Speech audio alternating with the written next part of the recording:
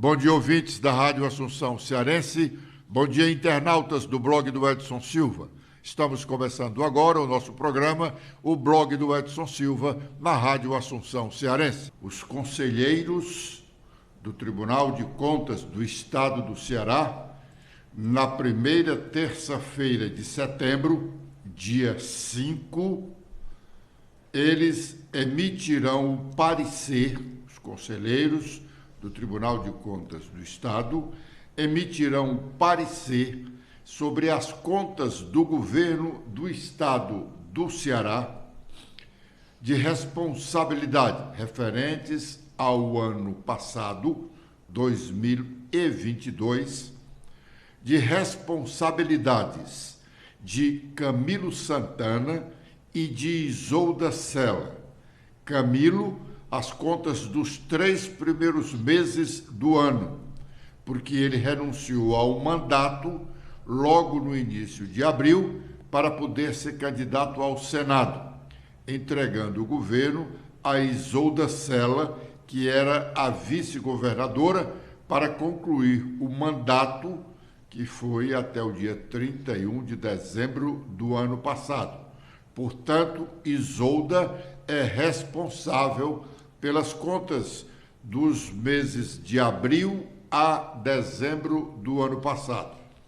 Os conselheiros do Tribunal de Contas, do TCE, emitem um parecer para que a Assembleia Legislativa julgue as contas do governador.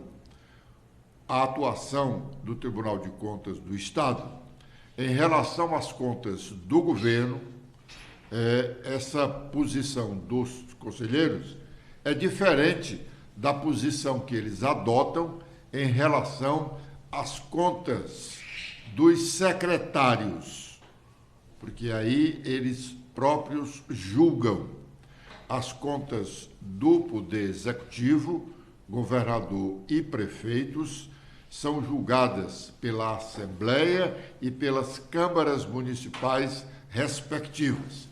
O parecer do Tribunal de Contas é um norte para o julgamento dos deputados. Os deputados, quase nunca seguem a orientação do tribunal, que a orientação do tribunal é uma orientação técnica.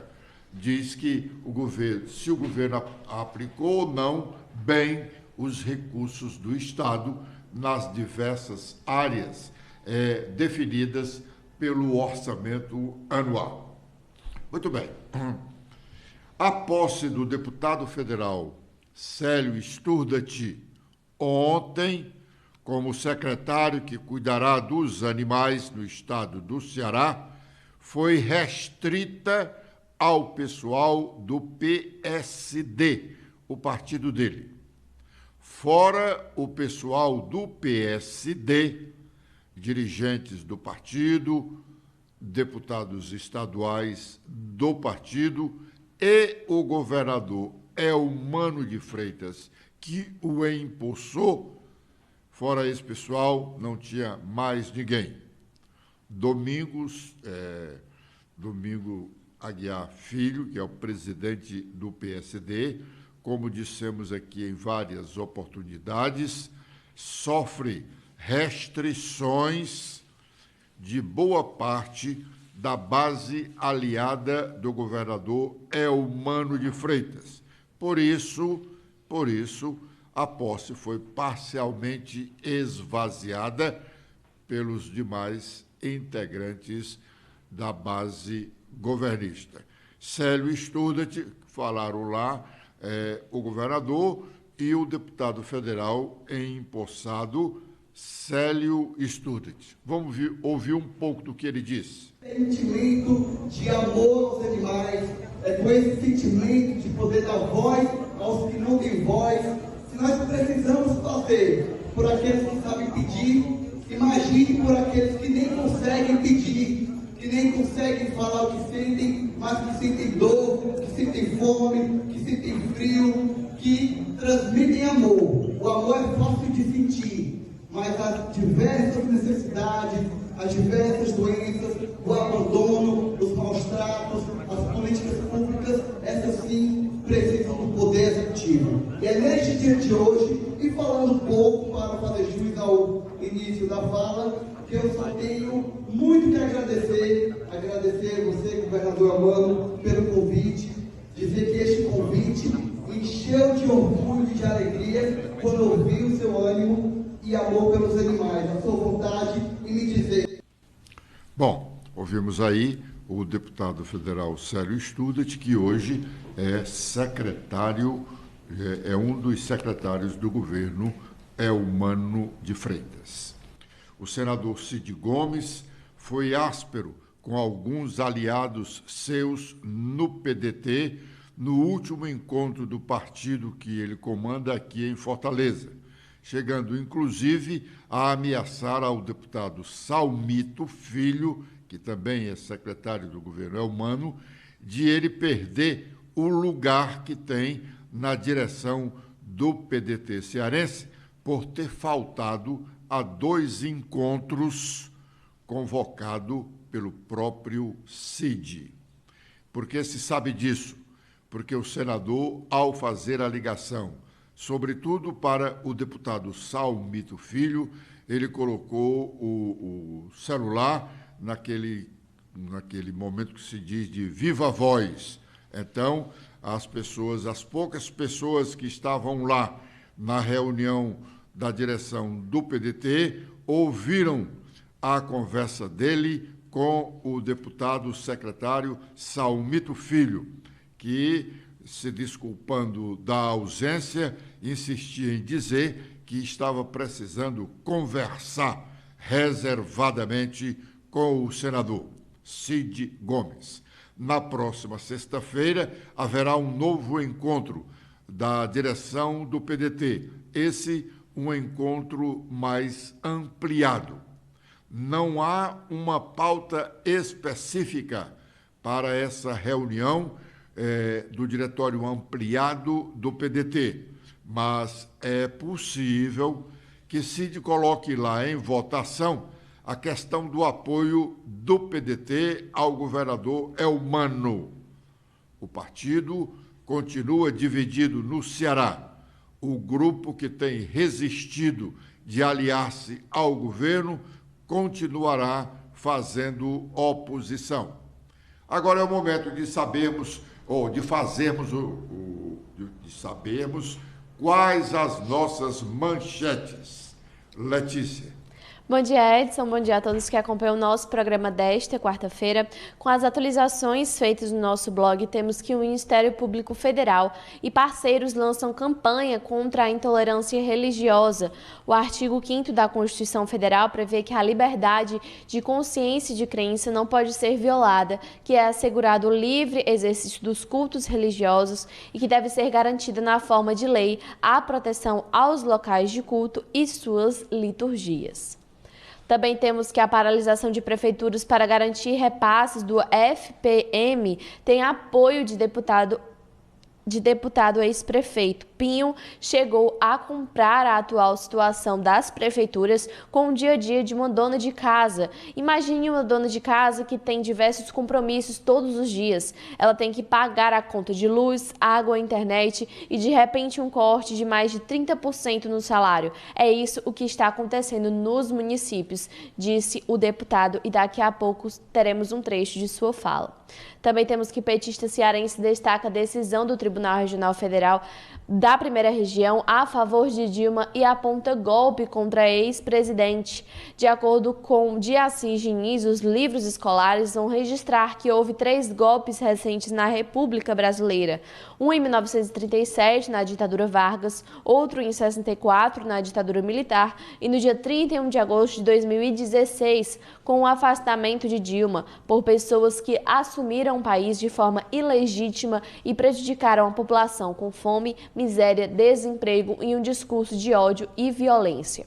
E a Câmara de Iguatu antecipa a sessão para mudar lei orgânica e garantir Eliane Braz na Câmara Federal. A votação da segunda-feira requer um interstício de 10 dias para votação em segundo turno e redação final da alteração da lei orgânica, mas Eliane Braz tinha pressa, pois iria assumir a vaga de Célio Studat na terça-feira, ontem, após o titular de vaga ter sido indicado para assumir a nova Secretaria de Proteção Animal aqui no estado do Ceará, na gestão de Amano de Freitas. Agora com os destaques nacionais, iniciando pelo Estadão, temos em principal destaque que o ex-presidente Bolsonaro é internado em São Paulo para ficar sob cuidados médicos pessoais e uma nova bateria de exames. Também temos sobre o Globo em destaque sobre o arcabouço fiscal, sobre como vai funcionar o novo regime de contas públicas aqui no país. Essa nova regra foi aprovada na Câmara de 379 votos a favor e 64 contrários. Fernando Haddad vence a etapa do arcabouço, mas ainda há muitos desafios até ajustar as contas públicas, de acordo com a matéria de Miriam Leitão. Esse novo marco fiscal foi aprovado pela Câmara e segue agora para a sanção presidencial. Agora, com as últimas da Folha de São Paulo, temos sobre economia que o Congresso aprova esse novo arcabouço e põe um fim ao teto de gastos. E também temos que partidos que comandam a maior anistia da história tiveram 50 milhões de reais em punições. O Partido Liberal, PL, é o que tem mais sanções dentre os que compõem a cúpula da comissão.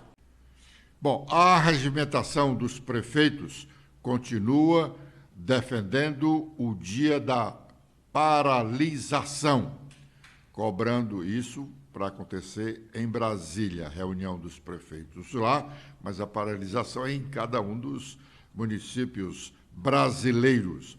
Aqui no Ceará, quase todos os prefeitos já comunicaram adesão ao movimento.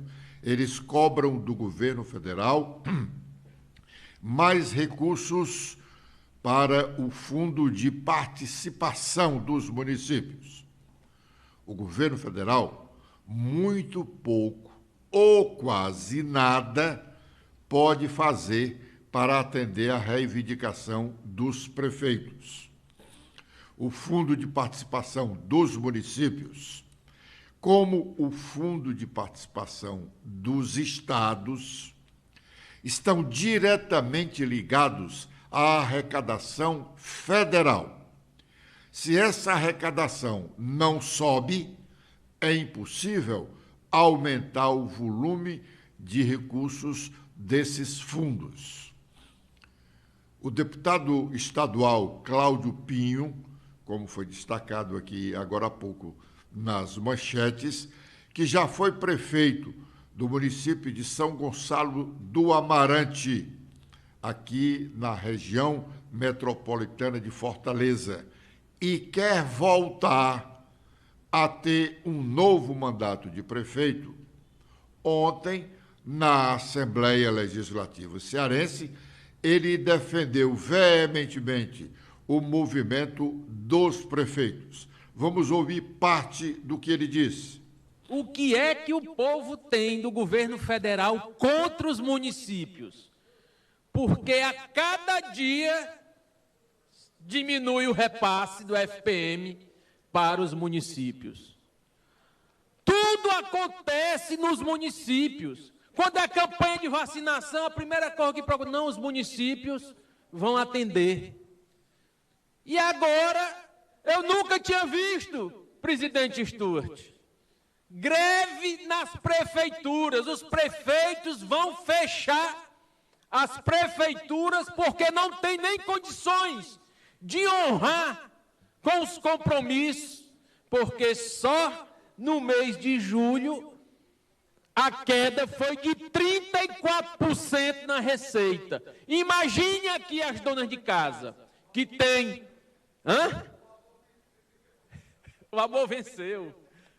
Viu? Imaginem uma dona de casa que tem aquela receita e diversos compromissos, todos os dias, No final do mês tem que pagar a conta de luz, pagar a água, a internet e, de repente, sem mais nem menos, um corte de 30% nos seus salários. É isso o que está acontecendo com os municípios e ser necessário para ser enxergado, para que a população possa ver, e principalmente o governo federal, ser necessário uma paralisação para poder valorizar os municípios. Eu fui prefeito e sempre apoiei a causa municipalista, embora muitas vezes dissesse lá na prece que São Gonçalo estava fora da curva, por ter uma receita própria que dava independência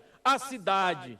Não dependia tanto dos repasses. Mas na hora da eleição, na hora que precisam de voto, vão todos, nós inclusive, atrás dos prefeitos, atrás dos vereadores, para que trabalhe, para que traga os votos. Mas na hora de mandar os recursos, os prefeitos ficam de pires na mão. Se vem o piso da enfermagem, tem que vir atrelado ao recurso para poder ser honrado o pagamento. E em tudo, hoje se transfere para os municípios e não vem o dinheiro correspondente à transferência daquele serviço. E eu vim aqui hoje, presidente, para que mostre para o Brasil, para o Ceará e para o mundo que os prefeitos estão tendo que fechar as portas das suas prefeituras para ser enxergados, para ser valorizados.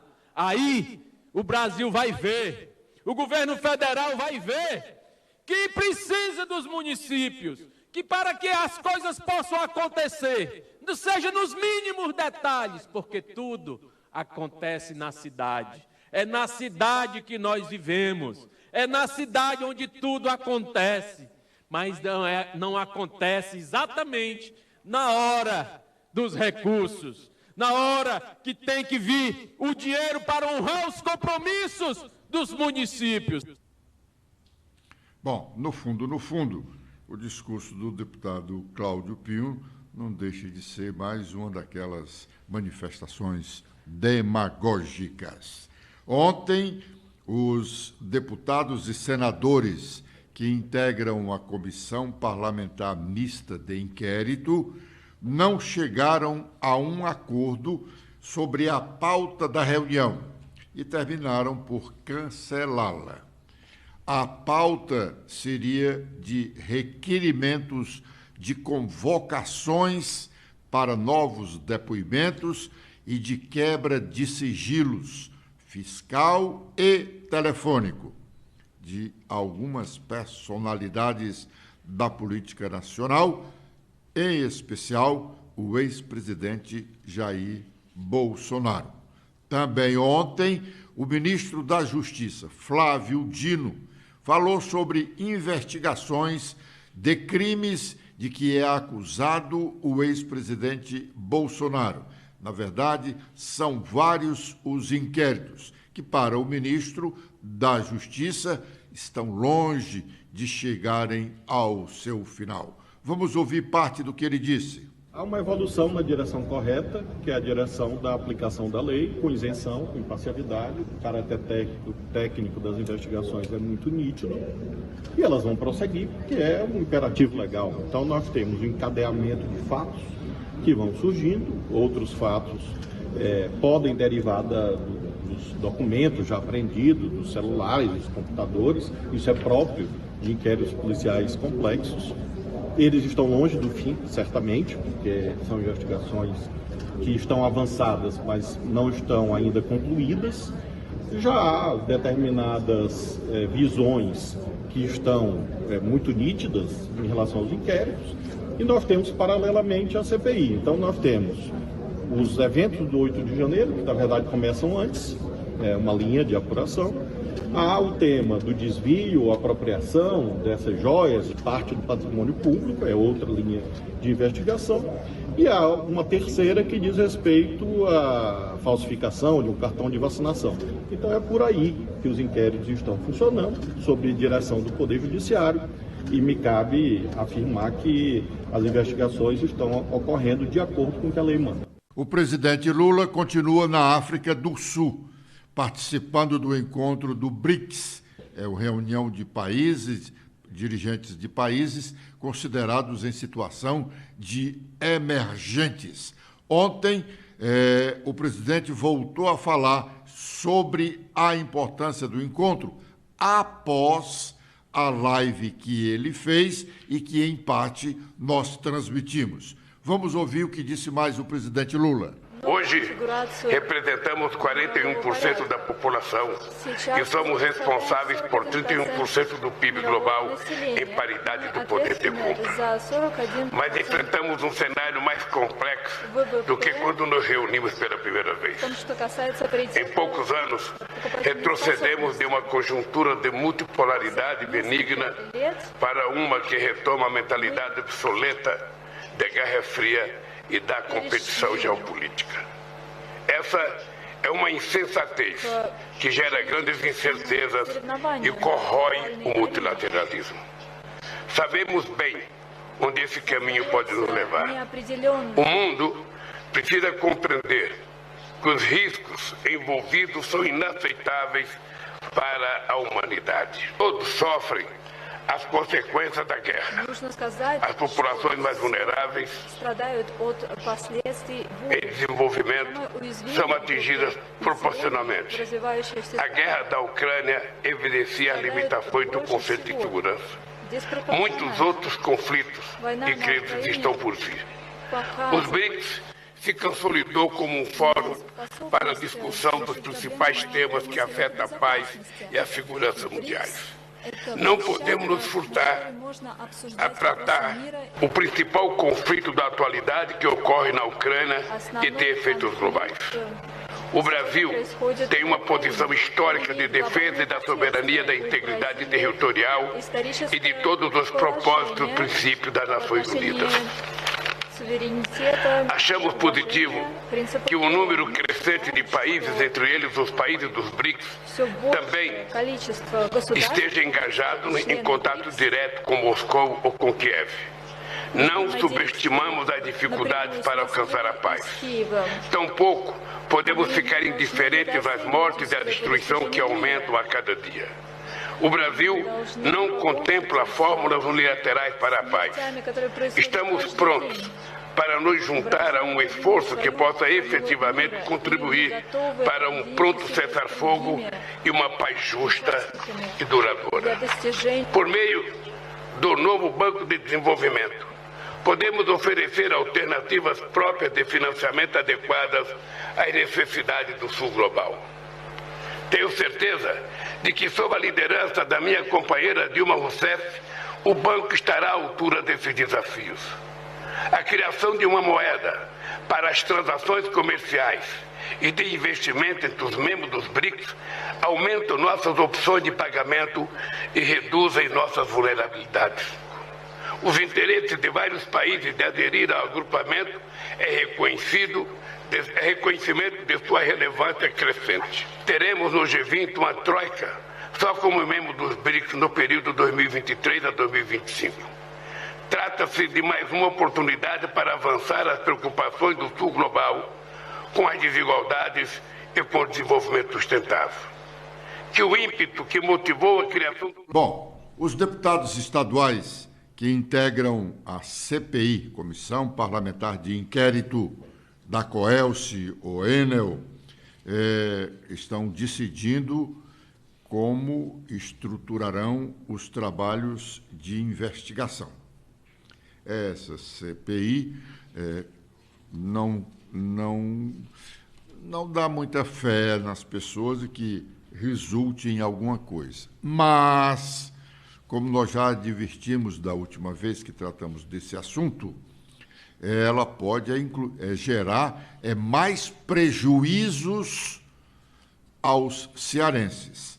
Hoje, a COELCE, ou a Enel, prejudica muito os consumidores cearenses, né, por diversas razões, não apenas de falta de energia, mas de atendimento, na presteza do atendimento dos serviços e outras coisas mais. Mas essa CPI que deixou muita gente, que deixa muita gente com a pulga atrás da orelha, como se diz lá no interior, porque ela foi constituída lá em fevereiro e só agora no mês passado, ou melhor, neste mês, é que foi realmente instalada e ainda não disse a que veio. E em razão do contrato que o Estado do Ceará tem com essa empresa Enel, essa CPI pode gerar um prejuízo financeiro ao Estado enorme, porque se ela conclui que o Estado deve rescindir o contrato, o Estado vai ter que ainda indenizar a empresa que já ganhou muito dinheiro aqui dos cearenses ao longo desses mais de 20 anos que ela é responsável pela distribuição da energia em todo o estado do Ceará. Ela tem mais ainda uns 4 anos de contrato, a concessão que era de 30 anos, que é de 30 anos, é uma concessão dada pelo Estado do Ceará por cessão do governo federal, porque, na verdade, essa questão de energia, isso é matéria de ordem federal. Os estados têm muito pouco espaço para agirem nesta área. Até mesmo o Estado, como antigamente o Estado tinha uma estatal para distribuir a energia, que era a Coelce, quando ele fez a cessão dessa distribuição de energia da Coelce para essa empresa Enel, ele fez com a autorização do governo federal. Sem essa autorização, o Estado do Ceará não poderia ter feito o leilão e dado a concessão a Enel. Então, é preciso que os deputados estejam muito atentos, a sociedade, sobretudo, muito atenta, para evitar espertezas com a fachada de que não, nós vamos ajudar os cearenses, vamos ter que ter uma empresa que preste melhor serviço, e aí, em vez de ajudar os cearenses, estará prejudicando mais ainda os cearenses, porque, ao final, seremos nós, se o Estado for obrigado a pagar uma indenização para romper o contrato de concessão, terá que pagar uma dívida elevadíssima. E esse dinheiro sai do bolso dos próprios cearenses. Com este comentário, essa manifestação, nós estamos encerrando o nosso programa de hoje, agradecendo a honrosa audiência dos ouvintes da Rádio Assunção Cearense e dos internautas do blog do Edson Silva, prometendo estar de volta amanhã com a proteção de Deus a partir das 11h45. Letícia. Eu também faço meus agradecimentos a todos que acompanharam o nosso programa de hoje. Vocês podem ver mais notícias no nosso blog apontando a câmera do celular de vocês para este QR Code. Espero revê-los no nosso programa de amanhã. Até lá!